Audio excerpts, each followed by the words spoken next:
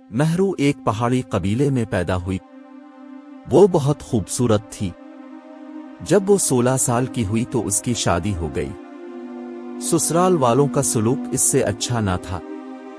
एक देवर तो निहायत सख्त दिल और शक्की नौजवान था। वो ओबाश और निकम्मा भी था। उसका नाम संगीन खान था। वो काम कम करता और रोब ज्यादा जमाता था। उन्हीं आदात के बाइस सब नाला थे, मगर उसकी दादागिरी की वजह से खामोश रहते थे। महरू तो अपने इस देवर से सहमी सहमी रहती, क्योंकि इसके कंधे पर हर वक्त बंदूक होती और बात करते हुए वो खून खराबे का तज़किरा जरूर करता था। ताहम तीनों बेटों में से यही माँ का सबसे लाडला था। महरू की सास बड़ी सख्त गिर औरत थी और बहू के मामले में उसकी संगीली इंतहा को पहुंची हुई थी। महरू की 3 नंदें थीं, लेकिन सास तमाम घर वालों के लिए रोजाना का आटा चुकी पर महरू से ही पिसवती थी। हालांकि ये लोग खाते पीते घरानों में शुमार होते थे, फिर भी खादमा रखने की बजाय सास महरू से ही धान की बोरियां कटोती और पानी के मशकीजे बरवती थी। पहाड़ों में बहते चश्मों से भारी मशकीजे भर लाना कोई आसान काम नहीं था। ये काम मुहिब खान का मुलाजिम भी सर अंजाम दे सकता था, मगर जहांदीदा सास नाजुक बदन बहू को आसाइश पसंद ना बनने देना चाहती थी। चश्मा पर पानी भरने को महरू के साथ इसकी नंदें भी जाती थीं, मगर मशकीज़े सिर्फ महरू ही उठाती थी। वो सारे घर का काम खामोशी से करती। वो निहायत इताअत गुजार औरत थी। उसने कभी ससुराल वालों को शिकायत का मौका ना दिया। ब्याह के बाद वो कभी मैके भी लूट कर न गई।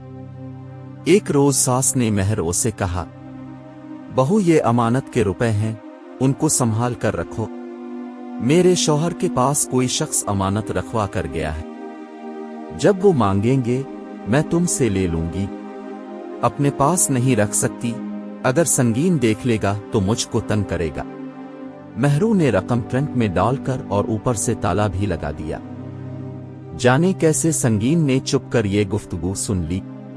चंद दिन गुजरे तो सास ने अमानत तलब की। महरू ने ट्रंक खोला तो रकम गायब थी। इसके पैरों तले से जमीन निकल गई। अब सास को क्या जवाब दे। वो समझ गई कि यह संगीन खान की कारस्तानी है, मगर वो लब न खोल सकती थी। सास ये बात कहाँ मानने वाली थी, उल्टा इसी पर इल्जाम धर देती। महरू की समझ में नहीं आता था कि वो क्या करे।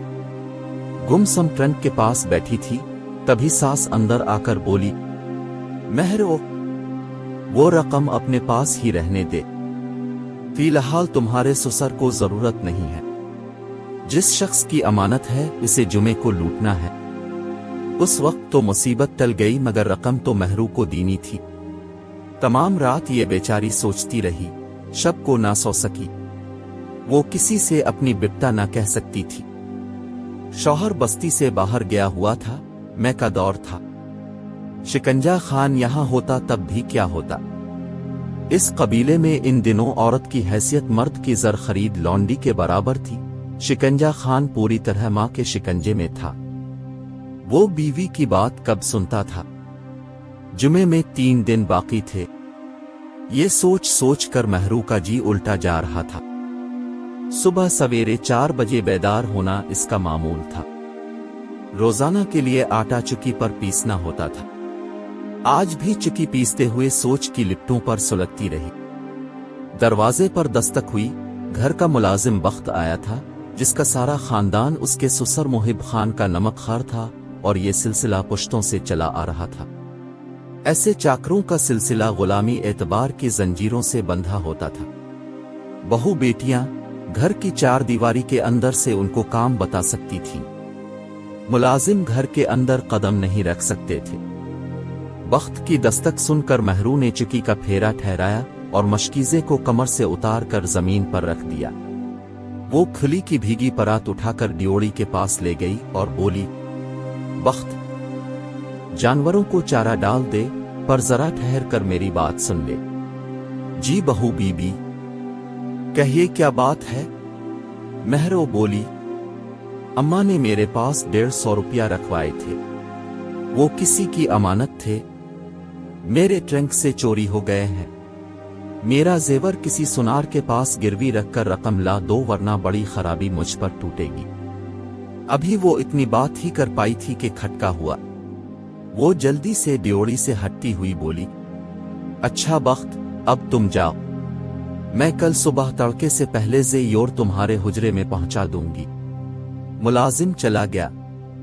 وہ تمام دن سوچتا رہا کہ مہرو بی بی مصیبت میں ہے، اب اس کا انجام نہ جانے کیا ہوگا۔ رات ہی بہو نے پوٹلی بنا کر زیورات گندم کے ڈھیر میں چھپا دیے تھے۔ یہ زیورات اس کی ماں نے اسے دیے تھے، وہ ان کی بلا شرکت غیر مالک تھی۔ رات کے چوتھے پہر وہ اٹھ گئی، اس نے زیور کی پوٹلی گندم کی ڈھیری سے نکالی اور در کھول بخت کی کوٹری کو چل دی۔ دروازے سے اس کے حجرے کا فاصلہ 40 قدم ہوگا۔ گھر کی دیوار کے ساتھ یہ چھوٹا سا کمرہ باہر کی جانب بنا ہوا تھا، جس کی چھت گھر کی 4 دیواری سے نیچی تھی، ساتھ ہی اس سے متصل جانوروں کا باڑا تھا۔ دیا بجھا ہوا تھا لیکن صبح کا مکھڑا رات کے گونگٹ سے جھلکنے والا تھا۔ تبھی رات کا رنگ پھیکا پڑتا جا رہا تھا، بخت جاگ رہا تھا۔ مہرو نے ہلکے سے در بجایا اور بخت نے اس سے زیورات کی پوٹلی لے لی۔ جب میرا بھائی آئے گا، روپے اس سے لے کر زیور چھڑا لوں گی، مگر دھیان رکھنا اس بات کی کسی کو کانوں کان خبر نہ ہو۔ وہ جتنی تیزی سے آئی تھی اتنی ہی تیزی سے پلٹ گئی، لیکن ابھی گھر کی دہلیز پر قدم رکھنے نہ پائی تھی کہ سنگین خان نے اس کو للکارا، رک جاؤ مہرو، تم بخت کے ہجری سے آ رہی ہونا۔ سنگین کی آواز سنی تو اس کے بدن میں سنسنی دوڑ گئی، قدم زمین نے جکڑ لیے اور وہ جیسے پتھر کی ہو گئی۔ تبھی وہ گوڑی سے اتر آیا اور بولا، بے غیرت، ہمارا بھائی گھر میں نہیں ہے تو کیا ہوا، ہم تو تجھے دیکھ سکتے ہیں۔